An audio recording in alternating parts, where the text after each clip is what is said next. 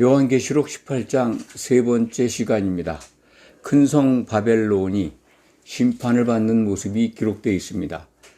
앞전에 우리는 큰 성 바벨론 대음녀의 타락상을 보았습니다. 어떻게 이렇게 추락할 수 있을까? 이렇게 부패할 수 있을까 하는 믿기지 않는 상황들을 살펴보았습니다. 한마디로 복습하는 의미에서 말씀을 드리면 교회가 귀신의 처소가 되어 있다 하는 것을 계시를 통해서 우리는 확인하게 됩니다. 귀신의 처소가 되어 있다고 하는 것은 마귀에게 예배드리고 있는 교회를 가리키는 계시의 내용입니다. 어떻게 교회에 귀신이 좌정하고 있고, 그것도 부분적인 귀신이 모여 있는 것이 아니라 계시록 18장 1절부터 3절 사이에 첫 번째 시간에 살펴보았는데 온 천하에 있는 귀신들이 다 모여 있어요. 교회에 들락날락거렸던 귀신뿐만 아니라 세상에서 활동하던 더러운 영들, 곧 귀신이죠. 그리고 공중에 가증한 새들, 공중에서 활동하던 귀신들까지 다 교회에 큰 성 바벨론, 큰 성에 다 모여 있습니다. 그런 상황들을 보면서 두 번째 시간에는 이제 그렇게 타락할 수밖에 없게 된 바벨론의 교만, 그리고 스스로 사치하고 세상과 짝을 이루면서 세상의 좋은 것에 취해 있는 참 세상의 좋은 것들, 자줏빛 옷, 그리고 붉은 옷, 그리고 금과 은과 진주로 치장하고 보석으로 치장한, 그러면서 스스로 여왕이라고 큰 소리치는, 그렇게 교만해지고 높아지고 타락한 큰 성 바벨론. 오늘 말씀은 이제 9절에서부터 23절까지 끝까지 보겠습니다. 오늘 말씀을 보면은 이 14절 한번 먼저 살펴보도록 하겠습니다. 바벨론아, 내 영혼이 탐하던 과일이 내게서 떠났으며 맛있는 것들과 빛난 것들이 다 없어졌으니, 이 말씀을 통해서 큰 성 바벨론, 타락한 교회가 탐했던 게 뭔지를 알게 됩니다. 그 큰 성 바벨론 속에 있었던 교회 지도자들이나 성도들이 다 똑같이 그 성도들이죠. 사람들이죠. 그 혼들이 탐했던 게 뭐냐면 맛난 과일이에요. 그 과일이 뭘까요? 여러 가지 과일 우리가 생각할 수 있습니다만 이것이 바로 음행의 포도주죠. 세상에 좋은 것입니다. 과일로 표현되어 있지만 세상에 좋은 것을 그렇게 밝혔다는 겁니다. 그래서 그런 것들을 좋아하고 거기에 빠지고, 그러한 이 추락한 바벨론을 하나님은 하나님의 뜻대로 재앙을 내리고 심판을 행하십니다. 이 부분이 이제 하나님의 심판이라는 표현으로 18장에 기록이 되어 있기 때문에 이것이 그리스도의 심판 때 상황이다, 그렇게 보는 분들이 많이 있습니다. 물론 그건 맞습니다. 재림이 이루어지고 난 다음에 이러한 재앙들이 보이는 것처럼 보입니다. 왜냐하면 계시록 18장 1절에서 3절 사이에 그 내용이 기록되어 있으니까요. 참 천사가 내려오는데 아주 그 권세와 영광이 너무나 커가지고 아주 그냥 환하게 빛이 지는 그런 모습을 우리가 살펴보았지 않습니까? 교회 안이 아주 선명하게 보이는 거죠. 재림하시는 예수님의 모습이라고 설명을 드렸습니다. 그러니까 재림하시고 나서 일어나는 지금 이 심판의 과정이기 때문에 이거는 공중에서 그리스도의 심판 때에서 음료교회가 휴거된 상태에서 심판을 받는 것이다, 이렇게 보는 분들도 있습니다. 그런데 저는 17장 16절 말씀과 17절 말씀을 먼저 적용해서 생각해 보아야 한다고 말씀을 드립니다. 거기에는 이제 짐승과 열왕을 통해서 음녀를 갖다가 응징을 해요. 토사구팽이라는 말씀을 드렸습니다. 실컷 짐승이 이용을 해요. 음녀교회를. 음녀교회를 이용해서 세상을 장악하고 교회를 장악합니다. 장악한 다음에 이제 후 3년반 기간 중이죠. 짐승에게 권세를 주셔가지고 하나님이 당신의 뜻대로 그들을 심판하게 재앙을 주게 하셨다 하는 말씀이 계시록 17장 16절, 17절에 기록되어 있습니다. 아주 그 음녀를 갖다 발가벗기고 살을 먹고 불을 살라요. 음녀를 불태우고 죽이는, 불 살리는 과정이 18장 오늘 9절부터 24절에 기록된 걸 보면 이 심판의 집행 과정은 주님이 오시기 직전에 후 3년 반 기간, 그 기간 중에 집중적으로 지상에서 음녀교회에 대한 심판이, 재앙이 쏟아지는 것이다. 이렇게 볼 수밖에 없습니다. 저는 그렇게 해서 해석을 합니다. 그런데 18장과 19장의 내용들을 또 보면 예수님이 재림하셔야 일어나는 그리스도의 심판 모습 아니냐, 이렇게 볼 수도 있습니다. 레위기 23장 23절 이하에 이 나팔절과 대속죄일과 장막절, 그 초막절에 관한 규례가 기록되어 있습니다. 신약 성경을 적용하면 예수님이 재림할 때 불리는 나팔이 처음 불리는 나팔입니다. 나팔절의 시작이죠. 그 나팔절 기간이 제가 볼 때는 적어도 대속죄일까지 열흘간입니다. 그러니까 재림 때 예수님이 재림하시면서 심판이 집행되는 기간이 최소한 10일간은 된다라고 하는 것을 이 구약 성경을 적용하면 그렇게 우리가 이해할 수 있습니다. 나팔이 불리면 예수님이 재림하시거든요.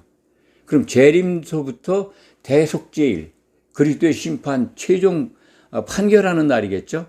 그날까지 열흘입니다. 열흘 기간 동안에 심판의 집행 내용이 기록된 부분이 계시록 16장이라는 말씀을 드렸습니다. 공중에 재앙이, 진노의 대접이 쏟아져 가지고 7대접이 쏟아지죠. 그래서 이 교회를 심판하시는 장면이 있고, 17장에서는 음녀를 통해서, 짐승을 통해서 징벌하시는 하나님의 이 계획을 우리에게 보여주고 있습니다. 그렇기 때문에 짐승이 통치하는 기간, 후 3년 반 동안에 지상에서도 음녀교의 큰성 바벨론이 하나님의 계획에 따라서 벌을 받는다, 심판을 받는다 하는 것을 계시록은 보여줍니다. 그거의 연장으로 그 디테일한 내용이 18장에 기록된 것이다. 저는 그렇게 해석을 합니다. 그래서 이 계시록에서 1시간이라는 단어가 이 계시록 18장에 3번 나옵니다. 1시간. 이것을 7년으로 적용을 하면 환란 기간, 곧 짐승 통치 기간 동안에 큰성 바벨론이 망하는 것, 그것을 우리에게 보여주는 것이다라고 이해를 하고 그렇게 여러분들에게 소개를 드립니다. 오늘 말씀을 보면은 이 큰성 바벨론이 화를 당하고 심판을 받는 모습을 보고 이 세 부류의 종류의 사람들이 애통하고 가슴을 치고 울고불고 해요. 그것이 이제 첫 번째 부류의 사람들이 등장해서 울고불고 가슴을 치는 게 9절이죠. 그와 함께 음행한, 또 사치하던 땅의 왕들, 그러니까 그와 함께 음행하고 사치했다는 땅의 왕들이라는 부류가 나옵니다. 그라고 하는 것은 큰성 바벨론이죠. 그 땅의 왕들이 모여 있는 곳입니다. 그 연합체죠. 교회의 총 집합체. 그것은 이제 사람으로 의인화해서 큰 성 바벨론 곧 음녀라고 계시록은 우리에게 가르쳐 줍니다. 그와 더불어 그렇게 음행하고 사치했던 땅의 왕들과 성도들이 그가 불타는 연기를 보고 위하여 울고 가슴을 치고 있어요. 화이또다, 화이또다. 1시간에 내 심판이 이르렀다. 이 1시간을 어떻게 해석하느냐? 1시간, 7년 환란이 지난 다음에 그리스도께서 재림하실 때 공중에서 심판받는 모습에 대한 표현이냐?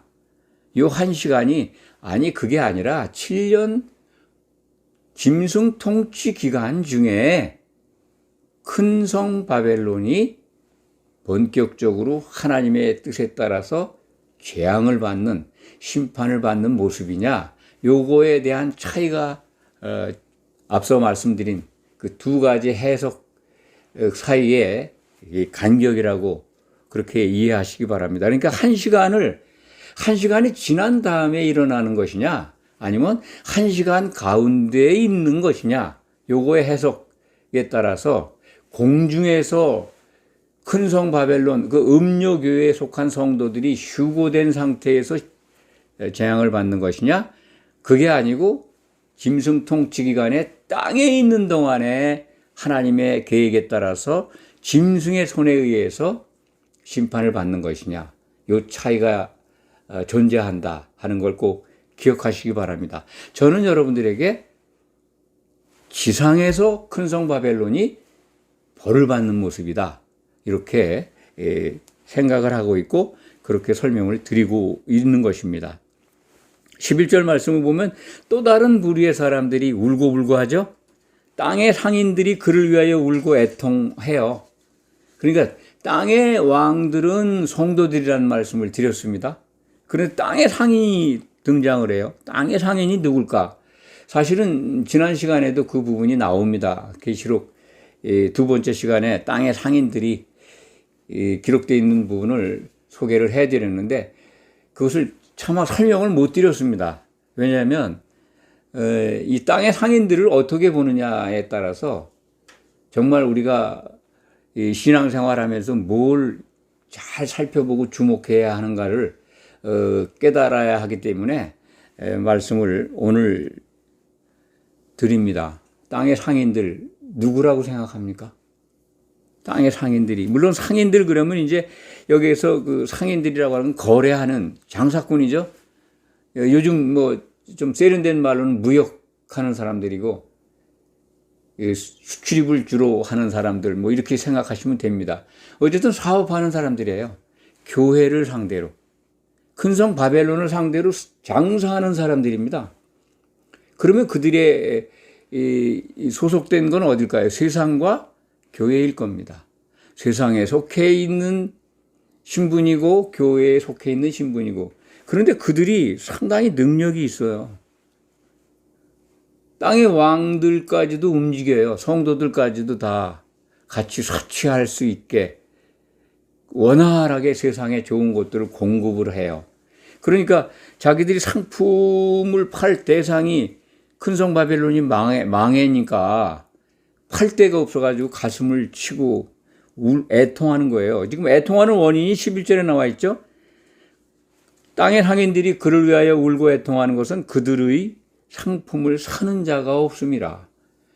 이 소비자가 없어진 거예요. 큰 성 바벨론이.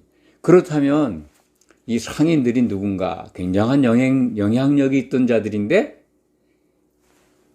큰 성 바벨론이 이제 불타버리고 징벌을 받으니까 뭐 계시록 17장 16절에서 발가벗기고 살을 먹고 그냥 없애버리니까 없어진 거죠. 그걸 적용하면 그렇습니다. 땅에서 일어나는 상황이다라는 것을 기억하시면 됩니다. 그러니까 이 장사할 대상이 없어졌으니까 얼마나 안타까워요. 그리고 가슴을 치고 울고 있는 거죠. 근데 그 12절 이하에 14절까지 이 상품이 나오죠. 땅의 상인들이 취급한 상품들이 쭉 나옵니다. 세상에서 더할 나위 없이 좋은 것인데 그 교회가 그걸 다 좋아해요. 엄청 좋아합니다. 12절 보면은 그 상품은 금과 은과 보석과 진주. 금, 보석, 진주는 새 예루살렘 성의 재료들이죠. 창세기에 등장한, 강가에 등장한 그 금과 보석과 진주를 연상하시면 됩니다. 그것들이 우리가 장차 가서 영원히 살 하나님의 도성 새 예루살렘의 재료들이라는 것을 말씀을 드렸고, 이 재료들이 곧 예수님에 속한 것들이다. 예수님에 속한 것들이니까 곧 성도들이 이러한 모습으로 바뀔 것이다 라는 말씀도 과거에 드린 바가 있습니다. 또 세마포, 이건 뭐 이기는 자들이 입는 옷이죠. 예수님이 입는 신옷입니다. 세마포. 참 그 교회가 꼭 입어야 될 것들 같은데 세상에 속한 것들입니다. 흉내는 얼마나 잘 내는지 모릅니다. 그러니까 상인들이 갖다 파는 것들, 그런 그럴듯해요. 자주옷감, 비단, 붉은 옷감, 자줏빛옷, 붉은 빛옷. 큰 성 바벨론이 좋아하죠. 그 옷 입고 있죠. 그걸로 치장하고 있는 모습을 전에 살펴보았습니다. 여러 가지 쭉 좋은 그릇들, 뭐 맛난 거 먹는데 나오는 그릇들이 나오죠. 그 다음에 향료들이 나오고, 그 다음에 13절에 보면 포도주, 감람류. 세상에 좋은 포도주, 진노의 포도주죠. 감람류, 정말 좋은 기름인데 세상에 속한 것들이다. 이런 것들 또 진짜 성도들도 있겠죠. 여기에 보면은 진짜 성도에게 속한 것들과 세상에 속한 것들이 혼합되어 있어요. 그래서 그것을 맞바꾸는, 트레이딩하는, 무역하는 거래인 것을 알 수 있습니다. 교회의 성도들의 좋은 것들과 세상의 좋은 것들을 바꾸고 있어요. 이걸 어떻게 이해하시겠습니까? 세상에 속한 그 음행하는 것들을 교회에 잔뜩 갖다 팔아가지고 정말 신실한 성도들도 다 세상 속에 있는 좋은 것에 빠지게 했다는 거예요. 그래서 그 결론이 뭐냐면 이 13절 맨 마지막 부분이죠. 소와 양과 말과 수레와 종들과 사람이 나옵니다. 종들과 사람의 혼들이라. 이러한 상품들이 사람의 혼들과 거래를 한 상품들이라는 거예요. 교회 안에 그 성도들이죠. 귀한 생명들이잖아요. 그것과 세상에 속한 참 생명이 없는 진노의 더러운 것들과 맞바꿔서 거래하는 것들. 그런 걸 팔고 사는 자들이 땅의 상인이라는 겁니다. 그게 누굴까요? 차마 제 입으로 이 말씀을 참 드릴 수가 없어서 고민을 많이 합니다만 이 시대의 교회 지도자들이에요. 장차 이 마지막 때가 도래하면은 그 교회 안에 그런 지도자들만 잔뜩 있을 거예요. 그들은 세상의 것을 퍼날라가면서 교회에 모여 있는 그 귀한 성도들의 혼을 바꿔요. 세상에 좋은 걸 자꾸 집어넣어 가지고 다 성도들을 죽이는 겁니다. 죽게 만드는 거죠. 그래서 그 상인들로 표현한 거예요. 땅의 상인들. 그 땅의 상인들이란 정의가 요한계시록 18장 23절에 제가 읽어드릴게요. 등불빛이 결코 다시 내 안에 비추지 아니하고 신랑과 신부의 음성이 결코 다시 내 안에 들리지 아니하리로다. 너의 상인들은, 바벨론에 속한 상인들은 땅의 왕족들이라. 내 복술로 말미암아 만국이 미혹되었도다. 땅의 상인들이 왕족이라는 거예요. 왕, 땅의 임금들이 성도잖아요. 이 성도들 가운데 속한 자들이라는 거예요. 그러니까 교회 지도자들, 목사님들뿐만 아니라 그때가 되면 이제 장로들, 중직들이라고 그러죠, 이른바. 그들이 귀한 성도들의 생명을 세상의 것과 바꿔서 파는 장사꾼들이에요. 그렇게 변해 있을 거라는 겁니다. 기가 막히죠. 그들이 뭐를 하느냐? 그 진노의 포도주를 마시게 하는 걸 복술이라고. 복이라는 게 뭡니까? 점쟁이들이 하는 거죠. 복술, 미혹의 이 기술들, 어떤 기능, 재능들을 가지고, 능력을 가지고 미혹해서 성도들을 갖다가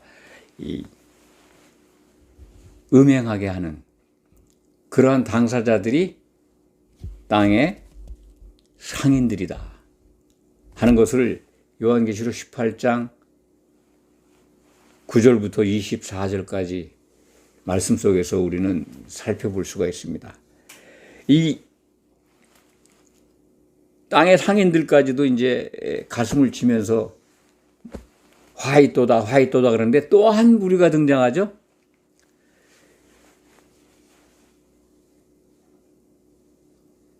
또 한 무리가 바다에서 일하는 일꾼들이 또 애통해합니다. 멀리 서서 이 화있다 참 큰 성 바벨론이요. 후 3년반 특히 이 집중적으로 짐승의 강권 통치가 짐승의 권세를 가지고 이 음녀를 발가벗기고 살을 먹고 불살르는 그런 것들이 집행되는 것이 후 3년반인데 그 기간 중에 이게 다 망한다 하는 거죠. 이 19절에 보면 그런 말씀이 지금 말씀드린 게 있습니다. 틱구를 자기 머리에 뿌리고 울며 애통하여 외쳐 이르되 화이또다 화이또다 이 큰 성이여 바다에서 배 부리는 모든 자들이 너의 보배로운 상품으로 치부하였더니 한 시간에 망하였도다. 요 이제 그 바다에서 일하는 자들에 대한 설명이 17절에도 기록이 되어 있습니다. 이 모든 선장과 각처를 다니는 선객들과 선원들과 바다에서 일하는 자들이 서서 멀리 서서 큰 성 바벨론이 망해가는 것, 불타는 것, 그러니까 큰 음녀가 불살라지고 그 살을 죽이고 그 교회에 속한 성도들을 죽이는 그러한 일들을 보면서 자기들의 거래처 소비자들이 없어지는 걸 애통해하는 거죠. 그래서 세 부류가 애통해한다 하는 것을 모두의 말씀을 드렸습니다. 땅의 왕족들, 땅의 상인들, 그리고 바다 곧 세상에서 일하는 자들이 가슴을 치고 있는데 이러한 모습을 보면 이건 정말 공중에서 슈거시켜가지고 음행한 교회를 지옥에 던지는 모습은 아니다 라고 하는 저는 확신을 가지고 여러분들에게 그렇게 말씀을 드립니다. 그래서 18장 21절에 보면은 이제 큰 성 바벨론을 깊은 바다에 던지잖아요. 천사가, 힘센 천사가 맷돌 같은 것을 던져서 이제 깊은 바다에 던져서 다시 안 보인다라고 하는 표현을 제가 많이 인용을 했습니다. 아, 이거 지옥에 던지는 모습이다 했는데, 물론 최종적으로 음행한 성도들은 지옥에 던져집니다만 18장에 기록된 이 모습은 지상에서 큰 성 바벨론을 완전히 초토화시키고 불사르기 때문에 다시 보이지 않는다 하는 것을 보여주는 비유의 말씀이다. 이렇게 다시 해석을 합니다. 그래서 그 부분을 설명을 드립니다. 이건 땅에서 이루어지는 하나님의 계획된 심판의 과정이다. 물론 이것은 재림나판이 불리기 전이라는 것이 전제되어야 합니다. 어떻게 보면 재림나팔이 불리면서 교회 안을 보여주고 그러기 때문에 이 말씀이 전개되기 때문에 아, 이거는 공중에서 심판하는 것 아닌가라고 생각할 수도 있습니다만, 그러면 지금 공중에 올라간 성도들이 그때 올라가 가지고 음녀 큰 성 바벨론이 심판받는 것을 공중에서 가슴을 치면서 울겠어요? 그거 불타는 걸 보면서 그들은 구원 받겠습니까? 음행한 자들이? 땅의 상인들이? 그런 건 아니잖아요. 땅의 상인들은 당연히 저기 들어가야죠. 하여튼 이런 것들을 여러분들이 기억하시면서 18장을 이해하시길 바랍니다. 말씀을 정리하겠습니다. 요한계시록은 한 가지 목적이 있습니다. 미리 보여주신 하나님의 의도, 그것을 꼭 놓치면 안 됩니다. 그것은 예수님이 반드시 다시 오신다는 것, 다시 오실 때 심판하신다는 것, 심판에서는 이기는 자만이 하나님이 예비하신 그 영광, 하나님이 창세전에 세우신 하나님의 목표, 그리스도와 교회의 결혼, 그 결혼식에 참여할 수 있다는 겁니다. 그걸 일러주는 겁니다. 이기는 자가 되기 위해서는 어떻게 되느냐? 이기는 자의 조건이 또 계시록에 나와 있고, 이기는 자는 확정적으로 하나님의 아들이 돼서 새 예루살렘 도성에서 하나님과 세세 무궁토록 산다는 약속을 우리에게 주고 계십니다. 이것을 위해서 우리가 이 계시록을 통해서 마지막 때에 교회에 타락하는 모습을 이렇게 강조해서 보게 하시고, 그러한 일이 반드시 일어난다는 것을 깨우쳐 알게 하시고 미리 잘 준비하도록, 그 준비는 무엇인가? 성령의 기름을 소멸하지 말고 항상 충만하게 채워서 잘 준비하라는 그 말씀을 우리가 받고 이기는 자 되기를 원하시기 때문에 주신 겁니다. 이걸 꼭 기억하시기 바랍니다. 기도하겠습니다.